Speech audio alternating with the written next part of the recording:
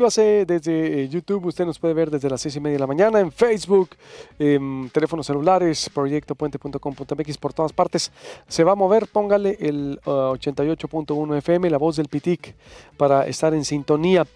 Cierro el bloque Estados Unidos, ébola, África, ahorita me voy hasta Londres con Elisa Pineda, con las recomendaciones para Sonora, con la UNAM también en la Ciudad de México.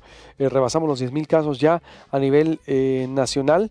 Nunca pensé que fuéramos a llegar incluso a los 10,000. Recuerdo que decía, cuando recién iniciaba esto en lo personal, ¿no?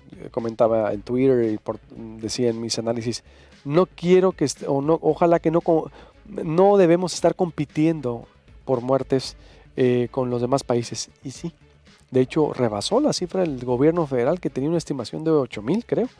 Y ahora están en 10,000, sí, ¿no? Bueno, ahorita llegó también el director médico del Hospital San José, Luis Eduardo García Lafarga, con su interesante sección. Ahorita, antes cierro con el doctor Bruno Ríos desde Houston, Texas, nuestro colaborador. Ayer escribía también un interesante artículo del impacto de la comunidad latina con toda esta situación que estamos viendo. ¿Cómo está Texas? Luego de que algunas ciudades están ardiendo, mi estimado, ¿qué dice Houston, Texas, y el impacto en la comunidad latina? Bruno Ríos, buenos días. ¿Qué tal, Luis Alberto? Muy buenos días. Me da mucho gusto saludarte y al auditorio también. Houston está bastante complicado el asunto también, precisamente porque la persona que fue asesinada por policía en Minnesota tiene raíces y creció en la ciudad, aquí en uno de los barrios afroamericanos históricos de la ciudad. Entonces, las raíces de su familia están aquí. La familia además va a marchar el día de hoy junto con el departamento de policía y los manifestantes desde el Third Ward, que es este barrio que te comento, hasta el centro de la ciudad, hasta el ayuntamiento. Entonces, es una situación muy dinámica y sigue siendo un problema importante para la comunidad afroamericana y también para la comunidad latina, como escribía ayer. Uh-huh. ¿Cómo lo resiente la comunidad latina? ¿Qué dice? ¿Qué le duele?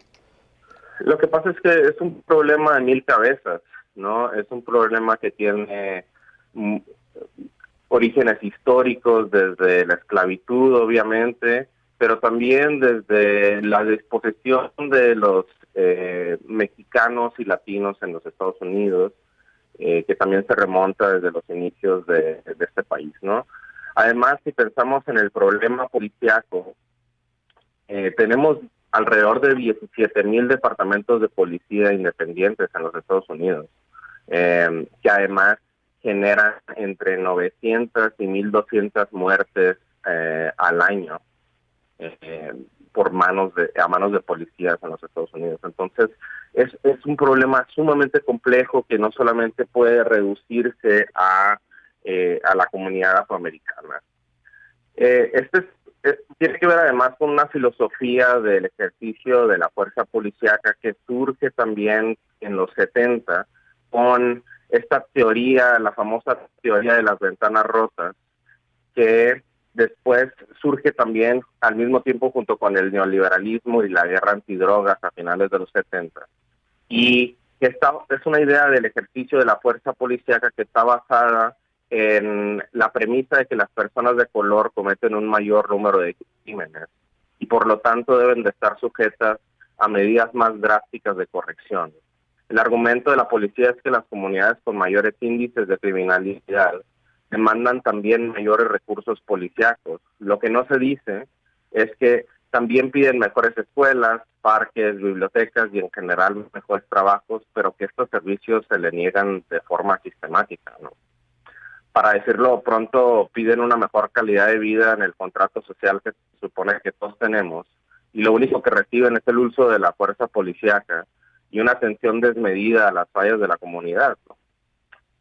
Y otro problema muy serio, que es lo que estamos viendo desde los últimos días, es la militarización, la alta militarización que se ha dado de las fuerzas municipales, que comienza fuertemente en los 80, también con la guerra antidrogas, y se intensifica después del 11 de septiembre del 2001, ¿no? La creación de estas unidades famosas del SWAT, y todas estas cosas que empezaron a reprimir de manera muy, muy fuerte a las comunidades de color. Entonces, es un problema muy, muy complejo que no solamente afecta a la comunidad afroamericana, sino que la otra gran minoría que ha sido víctima de este ejercicio de la fuerza es la comunidad latina. Hay que ver la frontera nada más y la forma en la que se ha ejercido el poder desde siempre en la frontera. Entonces tenemos además un rol de la policía sumamente problemático, que es una mitificación de la policía. Es decir, hay una narrativa que viene además con el mito de la excepcionalidad norteamericana, que dice que la policía es una institución que ejerce la ley de forma imparcial y que por ende vuelve equitativas las relaciones de poder entre los ciudadanos. Esto no es verdad, ¿no? La realidad, por otro lado, es que la policía funciona como una mera herramienta de administración de las desigualdades sistémicas que han producido injusticias para los pobres, para los marginados y las personas de color. Y esto, además, no solamente aplica para los Estados Unidos, y muchas de las cosas que estoy diciendo aplican también para las organizaciones policíacas en México. Entonces, así para resumir muy poco del impacto a la comunidad latina, yo lo que te diría es que no se trata de tener empatía, entendida como la obligación o capacidad de sentir el sufrimiento del otro. Eso de entrada hay que tenerlo como algo imposible. Lo que yo propondría como una alternativa viable a esa imposibilidad, y aquí sigo además al psicólogo Paul Bloom, es hacer un esfuerzo para con la razón y las emociones tener compasión no por el otro, sino para el otro, ¿no? Esto es, los latinos en Estados Unidos no estamos sujetos a exactamente las mismas opresiones sistémicas que la comunidad afroamericana, pero sí algunas que son muy similares. Es por eso que digo que esta lucha también tiene que ser nuestra en mi columna de ayer, no porque se parezca o no a lo que vivimos a diario en este país, sino porque estamos lo suficientemente cerca como para tener compasión hacia ese dolor colectivo, hacia esa rabia, hacia sus causas y hacia sus consecuencias, ¿no? La verdad es que no nos queda más que marchar juntos, es la única alternativa. Sí, es lo que te iba a decir. Yo veo, doctor Bruno Ríos, unión ahí a rostros latinos, a comunidad latina y comunidad afroamericana unida, saliendo a protestar, es decir, por estos paralelismos que describes. Sí, hay grupos mezclados, obviamente, en términos raciales que son lógicos, ¿no? Lo que yo estoy diciendo es que es una lógica muy, muy clara en donde ambas comunidades han sido víctimas de ese mismo sistema. No podemos pensar que solamente es un problema exclusivo de la comunidad afroamericana, sino que nos afecta muchísimo a los latinos. Los latinos somos víctimas también constantemente de esta forma de ejercicio de la fuerza pública, que tiende a exagerar y a microadministrar estas pequeñas faltas cotidianas, ¿no? Por decirlo de alguna manera, esta idea de la teoría de las ventanas rotas, ¿no? Entonces, como forma de querer cambiar este sistema, los latinos tenemos que salir a la calle también, tenemos que protestar de manera pacífica junto con nuestros colegas y nuestros vecinos, ¿no? Porque esto es la realidad, eso es lo que hay que cambiar, ¿no? Y sobre todo pedir por reformas muy, muy serias hacia las maneras en las que se han construido y además sobre la rendición de cuentas de la policía en los Estados Unidos, ¿no? Oye, y Texas, el pulso en sí en general para cerrar, porque Texas se considera un estado racista también, Bruno.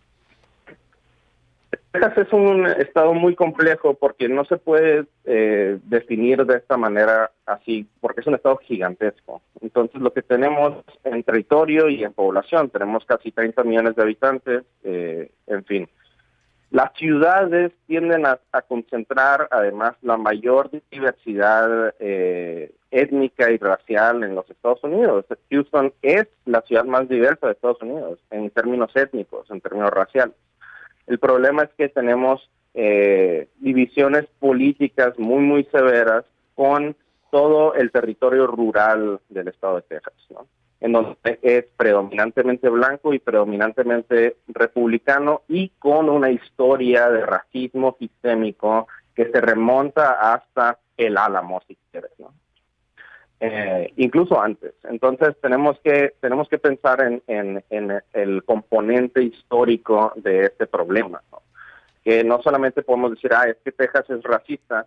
Texas es racista hasta cierto punto, y cuando tenemos estos problemas que se cristalizan en las ciudades, pues tenemos toda esta consecuencia, ¿no? Y también tenemos esta reacción de decir, es que no es una forma de protestar, no hay una forma adecuada, entre comillas, de protestar, ¿no? Mucha gente está molesta con las protestas y con el vandalismo y demás, pero es altamente simbólico ante lo que está pasando, ¿no? Sin duda.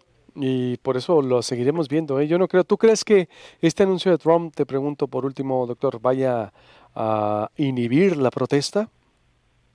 No, por supuesto que no. Y lo decía Dolia Esteves muy, muy bien. Y lo decías tú también, es echarle leña al fuego. Es una retórica que además sigue reproduciendo los mismos mecanismos de opresión, ¿no? Vamos a dominarlos, vamos a reprimirlos, vamos a oprimirlos, ¿no?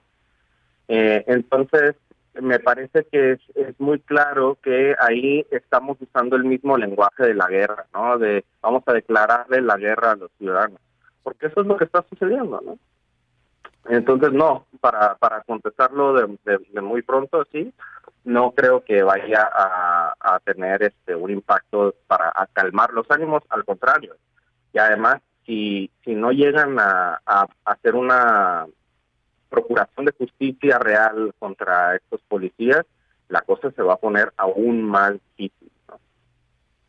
Pues estaremos en contacto, doctor, y ya compartí de nuevo tu artículo ahí en Twitter, te cité que estando al aire, y pues te vamos a seguir, por supuesto, ahí muy de cerca porque va a ser muy interesante estarte escuchando y leyendo por lo que está ocurriendo en Estados Unidos y tu interpretación. Gracias, buenos días.